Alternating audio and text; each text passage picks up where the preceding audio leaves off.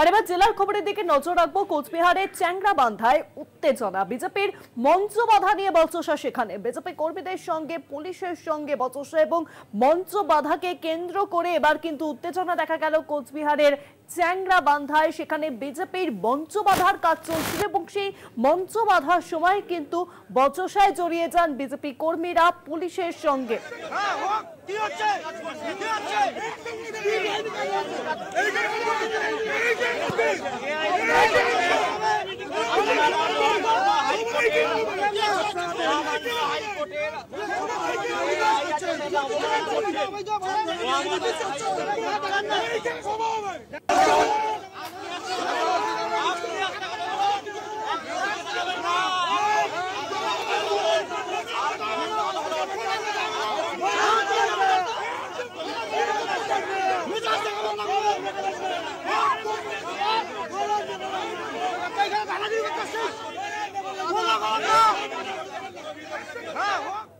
আর বিষয়ে বিস্তারিত জানবো, এখন ফোন লাইনের সঙ্গে রয়েছেন প্রতিনিধি রবিউল হোসেন।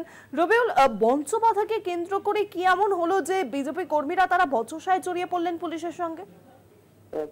তোমাকে জানিয়ে রাখি, কোচবিহারের মেকিংগঞ্জ থানার অন্তর্গত চ্যাংড়াবান্ধায় রাজ্যের বিরোধী দলনেতা শুভেন্দু অধিকারী যে পরিবর্তন সংকল্প যাত্রা ছিল আজ, এই পরিবর্তন সংকল্প যাত্রা মঞ্চ বাধা নিয়ে রাজ্যতে কিন্তু কোচবিহার জেলার বিজেপির সাধারণ সম্পাদক রবিরাম রায়ের সঙ্গে একেবারেই বিতর্ক জানান কিন্তু মেকিংগঞ্জ থানার ওসি শেহবাজ শেখ।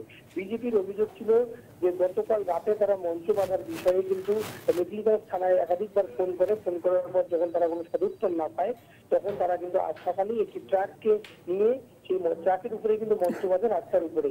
এবং অপরদিকে কিন্তু পাল্টা পুলিশের অভিযোগ ছিল যে যেহেতু এই মেঘলিগঞ্জ থানার অন্তর্গত চ্যাংড়াবান্ধা একটি আন্তর্জাতিক করিডোর এবং এখান দিয়েই কিন্তু কার্যত ইন্দো বাংলাদেশ ভুটানের আন্তর্জাতিক বাণিজ্য চলে, তাই এই রাস্তার ভিতরে এই বিজেপির কর্মী সমর্থকরা তারা মঞ্চ বেঁধে কার্যত কিন্তু রাস্তাটি ব্লক করে রেখেছে। তাই কিন্তু পুলিশের তরফ থেকে ট্রাকটি সেখান থেকে সরানোর কথা বলা হয়। এবং আর এতেই কিন্তু একেবারেই দেখে বসেন বিজেপির এই যে নেতৃত্ব যে রয়েছে জেলা সাধারণ সম্পাদক রবিরাম রায় থেকে শুরু করে যারা নেতৃত্ব দেয় না, তারা কিন্তু কার্যত এক প্রকার পুলিশকে চ্যালেঞ্জ ছুড়ে দেয় যে তারা এখান থেকে সরাবে না। এবং এখানেই তারা এই মঞ্চেই তারা কিন্তু পরিবর্তন সংকল্প যাত্রার বক্তাদের বা অতিথিদের এই মঞ্চেই কিন্তু তারা তুলবে। পরবর্তীতে কিন্তু কোচবিহার জেলা অতিরিক্ত পুলিশ সুপার সন্দীপ করে তিনি কিন্তু সেখানে যান এবং তার সঙ্গে কার্যত কিন্তু বিজেপির যারা কর্মী সমর্থক থেকে শুরু করে নেতৃত্ব সকলেই কিন্তু কোচবিহার জেলার অতিরিক্ত পুলিশ সুপার সন্দীপ করে তিনি কিন্তু তাদেরকে অর্থাৎ বিজেপির নেতৃত্বদেরকে হাইকোর্টের অর্ডারে যে কপি, সেই কপি কিন্তু কোর্ট করে থাকেন যে হাইকোর্ট তাদেরকে মিছিলের পারমিশন দিয়েছে। হাইকোর্ট তাদের অর্ডার কপিতে স্পষ্ট করে দিয়েছে যে এই মিছিলে যেন কোনোভাবেই ট্রাফিক রুলস ভায়োলেশন না হয়, কোনো রকম ট্রাফিক জ্যাম করা যাবে না।